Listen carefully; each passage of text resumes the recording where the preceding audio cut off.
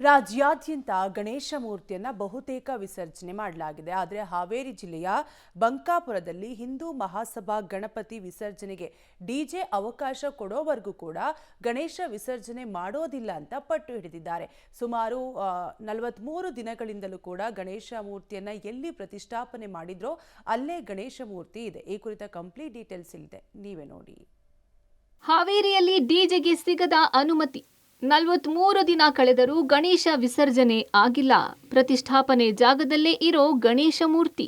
ರಾಜ್ಯಾದ್ಯಂತ ಎಲ್ಲೆಡೆ ಈಗ ಗಣೇಶ ವಿಸರ್ಜನೆ ಮುಕ್ತಾಯಗೊಂಡಿದೆ. ಆದರೆ ಹಾವೇರಿ ಜಿಲ್ಲೆ ಬಂಕಾಪುರ ಪಟ್ಟಣದಲ್ಲಿ ಡಿಜೆಗೆ ಅವಕಾಶ ನೀಡದ ಹಿನ್ನೆಲೆ 43 ದಿನಗಳು ಕಳೆದರೂ ವಿಸರ್ಜನೆ ಮಾಡಿಲ್ಲ. ಪೊಲೀಸ್ ಇಲಾಖೆ ನಮಗೆ ಅನುಮತಿ ನೀಡಬೇಕು, ಇಲ್ಲವಾದ್ರೆ ಗಣಪತಿ ವಿಸರ್ಜನೆ ಮಾಡೋದಿಲ್ಲ. ಹಿಂದೂ ಮಹಾಸಭಾ ಸದಸ್ಯರು ಈ ರೀತಿ ಪಟ್ಟು ಹಿಡಿದಿದ್ದಾರೆ. ಇನ್ನು ನಾವು ನಿರಂತರವಾಗಿ 42 ವರ್ಷಗಳಿಂದ ಗಣಪತಿ ಪ್ರತಿಷ್ಠಾಪನೆ ಮಾಡಿದ್ದೀವಿ. ಯಾವುದೇ ಗದ್ದಲ ಗಲಾಟೆ ಆಗಿಲ್ಲ. ಈ ವರ್ಷ ಮಾತ್ರ ಹಿಂದೂ ಮಹಾಸಭಾ ಗಣಪತಿ ಅಂದ್ರೆ ಎಲ್ಲಾ ಕಾನೂನು ಬರುತ್ತವೆ ಅಂತ ಆಕ್ರೋಶ ವ್ಯಕ್ತಪಡಿಸಿದ್ದಾರೆ.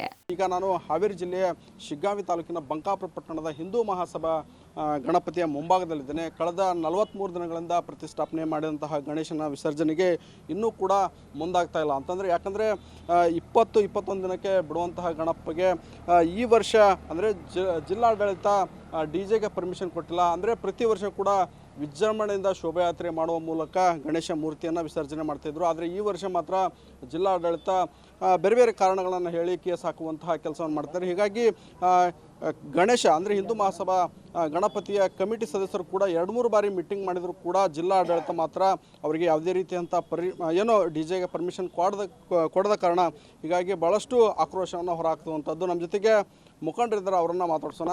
ಸರ್, ಏನು ಕಾರಣ ಹೇಳ್ತಾ ಇದ್ದಾರೆ? ಈಗ 43 ಅಂದರೆ ಪ್ರತಿ ವರ್ಷ ನೀವು 21 ದಿನಕ್ಕೆ ವಿಸರ್ಜನೆ ಮಾಡ್ತಿದ್ರಿ, ಈಗ 43 ದಿನ ಕಳೆದರೂ ವಿಸರ್ಜನೆಗೆ ಮುಂದಾಗ್ತಾ ಇದ್ದಿಲ್ಲ, ಏನು ಹೇಳ್ತಾ ಇದ್ದಾರೆ ಸರ್? ಅವರು ಡಿಜೆಗೆ ಪರ್ಮಿಷನ್ ಕೊಡೋಲ್ಲ ಅಂತ ಒಂದು ಹೇಳ್ತಾರೆ.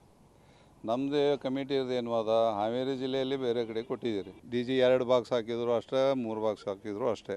ಡಿ.ಜೆ ಹಚ್ಚಕ್ಕೆ ಪರ್ಮಿಷನ್ ಕೊಟ್ಟಿದ್ದಾರೆ. ಮತ್ತು ಒಂದು ಜಿಲ್ಲೆಗೆ ಒಂದು ನ್ಯಾಯ, ಇನ್ನೊಂದು ಜಿಲ್ಲೆಗೆ ಮತ್ತೊಂದು ನ್ಯಾಯ ಯಾಕೆ? ಅದು ಪರ್ಟಿಕ್ಯುಲರ್ ಆಗಿ ಬಂಕಾಪುರದ ಹಿಂದೂ ಗಣಪತಿ ಕಮಿಟಿಯ ಮೇಲೇ ಯಾಕೆ? ಅವ್ರು ಯಾರಾದರೂ ಕೋಮಿನವರು ಇಲ್ಲ ಡಿ.ಜೆ ಹಚ್ಚಕ್ಕೆ ಪರ್ಮಿಷನ್ ಕೊಡಬೇಡ್ರಿ, ಇಲ್ಲಿ ಕೋಮ ಸೌಹಾರ್ದತೆ ಕೆಡ್ತತಿ ಅನ್ನಂಗಿದ್ರೆ ನಾವು ಡಿ.ಜೆ ಹಚ್ಚೋ ಪ್ರಶ್ನೆನೇ ಇಲ್ಲ. ನಾವು ಬಾಜಾ ಭಜಂತ್ರಿ ಬಾರಿಸುವಂತ ಹೋಗಿ ಗಣಪತಿ ವಿಸರ್ಜನೆ ಮಾಡ್ತೀವಿ. ಇನ್ನು ಜಿಲ್ಲೆಯ ಪ್ರಸಿದ್ಧ ಮೂರ್ತಿಗಳಲ್ಲಿ ಒಂದಾದ ಬಂಕಾಪುರದ ಹಿಂದೂ ಮಹಾಸಭಾ ಗಣೇಶ ಮೂರ್ತಿ ವಿಸರ್ಜನೆಗೆ ಹೆಚ್ಚಿನ ಸಂಖ್ಯೆಯಲ್ಲಿ ಜನರು ಸೇರೋದ್ರಿಂದ ವಿಸರ್ಜನೆ ಸಂದರ್ಭದಲ್ಲಿ ಡಿಜೆಗೆ ಅನುಮತಿ ಬೇಕಾ ಬೇಡವಾ ಎಂಬ ವಿಚಾರವಾಗಿ ಹಲವು ದಿನಗಳಿಂದ ಚರ್ಚೆ ನಡೀತಾ ಇದೆ. ಆದರೆ ಪೊಲೀಸರು ಡಿಜೆಗೆ ಅವಕಾಶ ಕೊಡೋದಿಲ್ಲ ಅಂತ ಹೇಳ್ತಾ ಇದ್ದಾರೆ. ಮೂರ್ತಿ ಪ್ರತಿಷ್ಠಾಪಿಸಿರುವ ಪೆಂಡಾಲ್ಗೆ ಕೇಂದ್ರ ಸಚಿವ ಪ್ರಹ್ಲಾದ್ ಜೋಶಿ, ಸಂಸದ ಬಸವರಾಜ ಬೊಮ್ಮಾಯಿ, ಶಾಸಕ ಯಾಸೀರ್ ಅಹಮದ್ ಖಾನ್ ಪಠಾಣ್ ಸಹ ಭೇಟಿ ಕೊಟ್ಟರು. ನಮಗೆ ಡಿಜೆಗೆ ಅನುಮತಿ ಕೊಡಿಸಿ ಅಂತ ಒತ್ತಾಯಿಸಿದ್ದಾರೆ. ಅವರು ಫಸ್ಟ್ ದುಡ್ಡನ್ನು ಕೊಟ್ಟು ನಮಗೆ ಪೆಂಡಲ್ ಹೊಡಿಸಿರ್ತಾರೆ. ಆದರೆ ಈಗ ವಿಘ್ನೇಶ್ವರನ ಆಶೀರ್ವಾದ ಹೆಂಗೈತೆ ನನಗೆ ಗೊತ್ತಿಲ್ಲ. ಅವನ ಆಶೀರ್ವಾದ ನನ್ನ ಮೇಲೆ ಇಲ್ಲಿ ಮಟ್ಟ ಇರ್ತದೆ ಅಂತಲ್ಲ, ಈ ಪೆಂಡಲ್ ಇಲ್ಲೇ ಬಿಡ್ತೇನೆ. ವಿಘ್ನೇಶ್ವರ ಯಾವತ್ತು ವಿಸರ್ಜನೆ ಆಗ್ತಾನೆ ಅವತ್ತು ನಾನು ಪೆಂಡಲ್ನ ಕೇಳ್ತೇನೆ. ಅಲ್ಲಿ ಮಟ್ಟ ನಾನು ಕೇಳಲ್ಲ. ಫೋನ್ ಹಚ್ಚಿ ಯಾಕಪ್ಪ ಪೆಂಡಲ್ ಕೇಳಲ್ಲ ಅಂದರು. ನಾನು ಏನು ಹೇಳಿದೆ, ಪೆಂಡಲ್ ಅಂದ್ರೆ ಕೇಳಕ್ಕೆ ಕೊಡಲ್ರಿ, ಅವಕಾಶ ಕೊಡಂಗಿಲ್ಲ. ಯಾಕಂದ್ರೆ ನಾವು ಧರ್ಮಕ್ಕೆ ವಿರುದ್ಧವಾಗಿ ನಡ್ಕೊಳಕ್ಕಾಗಲ್ರಿ. ಅಲ್ಲಿ ವಿಘ್ನೇಶ್ವರ ಕುಂತಿದ್ದಾನೆ, ವಿಘ್ನ ವಿನಾಶಕವ, ಅವನ ವಿರುದ್ಧವಾಗಿ ನಾವು ಪೆಂಡಲ್ ಕಿತ್ತಂದು ಹೋಗೋಕ್ಕಾಗಂಗಿಲ್ಲ. ಅವನು ಯಾವತ್ತು ವಿಸರ್ಜನೆ ಆಗ್ತಾನೆ ಅವತ್ತಿನ ಮೂಮೆಂಟಿಗೆ ಮಾತ್ರ ನಾವು ಪೆಂಡಲ್ನ ಕೇಳ್ಬೋದು. ಅಲ್ಲಿ ಮಟ್ಟ ನಾನು ಕೇಳೋಕ್ಕಾಗಲ್ಲ. ಸುಮಾರು 42 ವರ್ಷಗಳಿಂದ ಯಾವುದೇ ಥರದ ಗಲಾಟೆ ಏನೂ ಆಗಿಲ್ಲ.